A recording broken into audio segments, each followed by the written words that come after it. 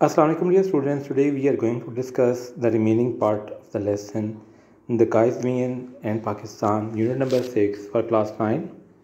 And let's start our reading from the next paragraph.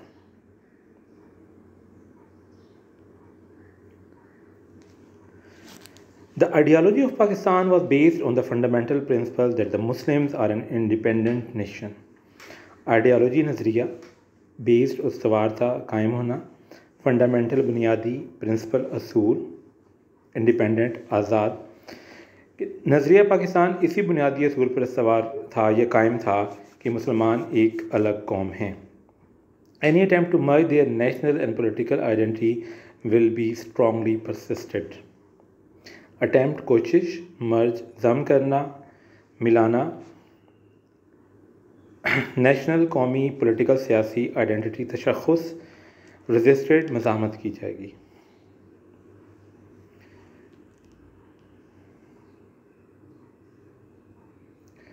इनकी कौमी और सियासी तशख़्ख़ुस को किसी दूसरी कौम के तशख़्ख़ुस में ज़म करने की किसी भी कोशिश की भरपूर मज़ामत की जाएगी।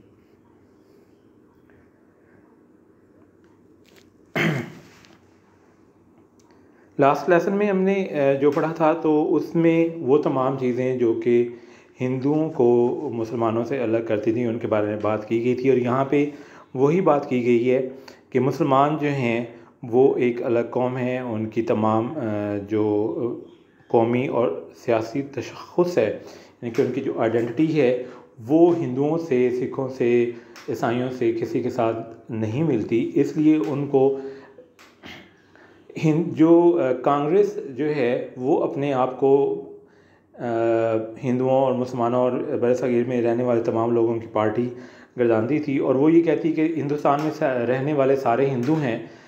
इससे मुराद ये नहीं है कि तमाम मुसलमान या सिख ईसाई जो हैं वो भी हिंदू होंगे। वो हिंदुस्तान को एज ए नेशन, जैसे हम सब पाकिस्तानी हैं, चाहे वो सिंधी, बलोची, पंजाबी, पठान है, लेकिन हम कहलाते पाकिस्तानी है। तो इसी तरह वो हिंदू जो है वो अपने आप को हिंदुस्तान के लोगों को हिंदू कहने से मुराद यही था कि तमाम लोग जो हैं वो हिंदुस्तान के शहरी हैं। और यही चीज़ थी कि कायद-ए-आज़म का और जो मुस्लिम लीडर्स हैं उनका था कि हम जो हैं वो एक सेपरेट नेशन है और ये मुमकिन नहीं है कि आप हमें हिंदुओं को, मुसलमानों को हिंदुओं के साथ मिलाकर एक ही कौम जो है वो उसको बनाएं। Qaid-e-Azam was a man of strong faith and belief. Faith अकीदा, belief ईमान। कायद-ए-आज़म पुख्ता अकीदा और ईमान रखने वाले इंसान थे।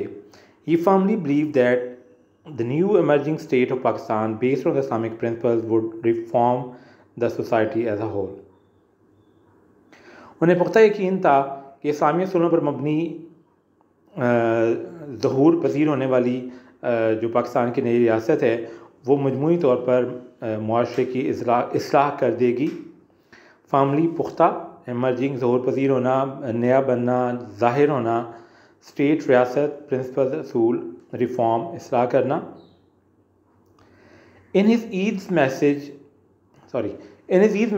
September 1945, Qaid-e-Azam said, Islam is a complete code regulating the whole Muslim society, every department of life, collectively and individually.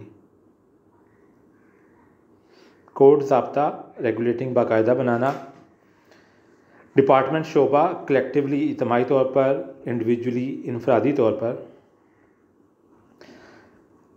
सितंबर 1945 के ईद के पैगाम में कायद-ए-आज़म ने कहा, इस्लाम एक मुकम्मल ज़ाब्ता है जो पूरे मुस्लिम मुआशरे और ज़िंदगी के हर शोबे को इज्तिमाई और इनफरादी तौर पर बाकायदा बनाता है। कायद-ए-आज़म का जो है वो इस्लाम के ऊपर एक भरपूर उनका यकीन और ईमान था, और वो ये चाहते थे कि पाकिस्तान को इस्लामी असूलों पर मबनी जो है वो एक रियासत बनाया जाए, जहाँ पे, जैसे मैंने पहले भी कहा कि कायद-ए-आज़म चाहते थे कि हम एक ऐसा मॉडर्न स्टेट, इस्लामिक स्टेट बनाएं जहाँ पे हम इस्लाम के असूलों को एक तजर्बागाह के तौर पर उसको इम्प्लीमेंट कर सकें, उनको बनाएं और लोगों को और पूरी दुनिया को इस्लामी असूलों से रोशनास कराया जाए। तो इस्लाम पाकिस्तान को वो एक इस्लामी तजर्बागाह बनाना चाहते थे। तो इसीलिए जो है वो कायद-ए-आज़म ने हमेशा, जैसे अगर आप उनका यही ईद वाला मैसेज देख लें तो उसमें भी वो यही कह रहे हैं कि इस्लाम एक मुकम्मल ज़ाब्ता हयात है और जो कि पूरे माशरे और ज़िंदगी के हर शोबे को इज्तिमाई और इनफरादी तौर पर बाकायदा बनाता है। इसमें कोई शक नहीं है कि इस्लाम जो है वो एक मुकम्मल ज़ाब्ता हयात है। हमें इस्लाम जो है वो ज़िंदगी के हर पहलू के बारे में बताता है, चाहे वो आपका फ़ाइनेंस है, आपकी डेली लाइफ है। आप सिर्फ आजकल के हिसाब से ही देख लें कि कोरोना के आने के बाद जो है वो बार बार जो है पूरी दुनिया में जो है वो ये कहा जा रहा है कि बार बार हाथ धोएं और अपने आप को साफ़ सुथरा रखें। लेकिन इस्लाम 1400 साल पहले उसने दिन में 5 बार वज़ू करने का तरीका बताया है नमाज़ पढ़ने के लिए। अब आप अगर दिन में 5 दफ़ा वज़ू करते हैं तो आलमोस्ट आपका सारा जो जिस्म है, बाजू है, जो आपके खुले हुए जिस्म के हिस्से हैं वो सारे के सारे धुल जाते हैं और उन पे कोई जो है वो डस्ट पार्टिकल्स या कोई जरासीम जो हैं वो नहीं रहेंगे। तो ये एक बहुत अहम फैक्टर आजकल के हवाले से अगर हम इसको देखें इस्लामिक पॉइंट ऑफ व्यू से, कि इस्लाम ने 1400 साल पहले जो है वो सफाई के हवाले से हमें बड़ा वाज़ेह जो है नुक्ता नज़र दिया और ये कहा कि जी सफाई निस्फ़ ईमान है, कि अगर आप का जो ईमान है आधा ईमान वो अपने आप को साफ़ सुथरा रखने पे ही मुकम्मल होता है। तो इस्लाम जो है अगर हम उसके मुआशी और माशरती पहलू देखें तो हमें वो हर तरफ अपने रहनुमा असूल दे रहा है जिनको हम फॉलो करके दुनिया में और आखिरत में कामयाब हो सकते हैं। और हमारी इस वक्त नाकामी की वजह भी यही है कि हमने इस्लामी असूलों को हम फॉलो नहीं कर रहे। सिर्फ एक ही मिसाल देता हूँ कि हमारे यहाँ सच बोलना जो है वो बहुत मुश्किल हो गया है, या अगर आप कारोबारी तबके को देखें तो इस्लाम में बड़ा वाज़ेह कहा गया है कि कोई भी चीज़ कसम खाकर मत बेचें। लेकिन हमारे यहाँ क्या हो रहा है, लोग जो हैं वो कस्में खा खा के अपना बुरा माल जो है वो भी बेच देते हैं। तो अगर हम इस्लामिक कोड को अपने ऊपर मुकम्मल तौर पर नाफिज कर लें तो जो चेंज है वो ऑटोमेटिकली पूरी सोसाइटी में आ जाएगी। जब तक हम इंडिविजुअली अपने आप को ठीक नहीं करेंगे हम जो है वो पूरी सोसाइटी को तब्दील नहीं कर सकते। अगर आप होली प्रॉफिट की लाइफ देखें तो उन्होंने 23 साल के अरसे में पूरे अरब को जो है वो उनका जो लाइफ स्टाइल है वो चेंज कर दिया। लेकिन हम लोग 70 ईयर्स हो गए हैं और हम अभी तक जो है वो एज ए नेशन हम अपने अंदर वो जो है वो इस्लामिक सिस्टम जो है वो उसको नहीं ला सके और ना ही हम एक कौम बन सकें। Today the Quaid Pakistan is facing numerous challenges, बेशुमार चैलेंजेस, मुश्किलात। आज कायद का पाकिस्तान बेशुमार मुश्किलात का सामना कर रहा है। We have forgotten how much struggle the Muslims had made under the dynamic leadership of Quaid e Azam Mohammad Ali Jinnah. Struggle, जद्दोजहद, डायनामिक भरपूर लीडरशिप क़यादत। हम भूल चुके हैं कि कायद-ए-आज़म मोहम्मद अली जिन्ना की भरपूर क़यादत में मुसलमानों ने किस कदर जद्दोजहद की। We can overcome our present difficulties by following the Qaid's golden motto, faith, unity and discipline. Overcome काबू पाना, प्रेजेंट मौजूदा डिफ़िकल्टीज़ मुश्किलात, फॉलोइंग अमल पैरा होकर,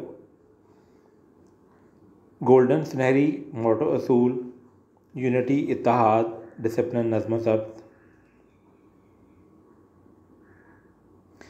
कायद-ए-आज़म के सुनहरी असूल ईमान, इत्तेहाद और नज़्म ज़ब्त पर अमल पैरा होकर हम मौजूदा मुश्किलात पर काबू पा सकते हैं। We can make our nation strong by remembering his advice to the youth. It is now up to you to work and we are bound to succeed. Advice, नसीहत, यूथ नौजवान, बाउंड यकीनी कामयाब होना, सक्सीड कामयाब होना।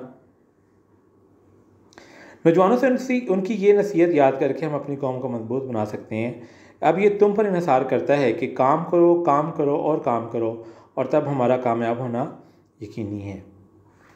आज आप देख लें हर तरफ जो है वो एक अनार्की से फैली हुई है। हमारा जो सिस्टम है that is going to crash, collapse हो रहा है। मुल्क के जो हालात हैं वो बहुत लंबे अरसे से जो है वो ख़राब चल रहे हैं। उसकी रीज़न यही है कि जैसे मैंने पहले कहा कि हम एक मुल्क तो बन गए, हमारा एक मुल्क तो बन गया, लेकिन हम एक अभी तक पाकिस्तानी कौम नहीं बन सके। और हम जो है वो इलाक़ों में और फ़िरक़ों में बँटे हुए हैं, और हर बंदा जो है वो अपनी ज़ात में और अपने बेनिफिट्स के लिए वो काम कर रहा है। जबकि कायद-ए-आज़म ने कहा था कि ईमान, इत्तेहाद और नज़्म व ज़ब्त से अगर हम इन 3 असूलों को फॉलो कर लें तो हम जो है वो दुनिया की बेहतरीन कौमों में हम शुमार हो सकते हैं। सिर्फ नज़्म व ज़ब्त की मिसाल दे लें, आप अगर रोड पर ट्रैफिक की कंडीशंस देख लें, मोटरवे पर देखें, और जो कॉमन आपकी जो रोड्स हैं कि मोटरवे पे हर बंदा जो है, चूँकि वहाँ पे स्ट्रिक्ट रूल्स हैं, तो उनको वो अगर किसी ने ओवरटेक करना है तो वो इंडिकेटर देगा, राइट इंडिकेटर देगा, वापस आने के लिए फिर लेफ़्ट इंडिकेटर देगा। स्पीड लिमिट्स हैं, अगर आप 100-120 को क्रॉस करते हैं तो वहाँ पे आपको जुर्माना होता है, तो वो इस स्पीड लिमिट्स को भी लोग फॉलो करते हैं। लेकिन वही लोग जब मोटरवे से बाहर निकलते हैं तो एक बिल्कुल ही डिफरेंट दुनिया में वो आ जाते हैं, और उनका जो एटीट्यूड है वो टोटली तब्दील हो जाता है। और वहाँ पे एक बेहंगम सा, एक क्राउडी सी एक जो हजूम है उसकी कैफियत पैदा हो जाती है। कोई लेफ़्ट से ओवरटेक कर रहा है, कोई अचानक आपके सामने आ रहा है, कोई रोड देखे बगैर उसको क्रॉस कर रहा है।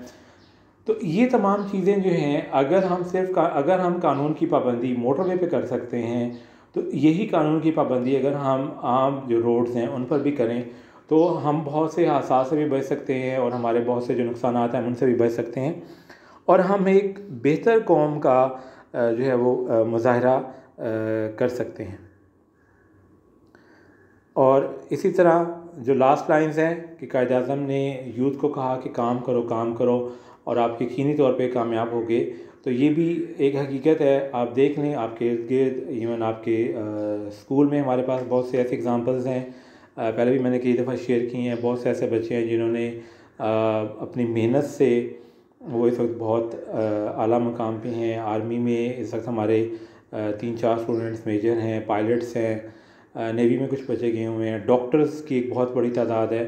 तो ये तमाम बच्चे जो हैं इन्होंने मेहनत की है और उन्होंने उसका फल पाया है। और वो लोग जिन्होंने मेहनत नहीं की, अभी कुछ अर्सा पहले मेरा एक ओल्ड स्टूडेंट था और he was repenting on that कि स्कूल छोड़ने के बाद जब वो उसने कॉलेज में एडमिशन लिया तो वो जो एटमॉस्फेयर था उसकी वजह से वो स्पॉइल हुआ और उसने मेहनत नहीं की, और गरचे उसने FA या BA तो कर लिया लेकिन वो उसके किसी काम का नहीं है। So it is very much necessary that we have to work and we are bound to succeed, and we will become a strong nation in future by following the advice of Qaid-e-Azam. So this was your lesson. Thank you very much.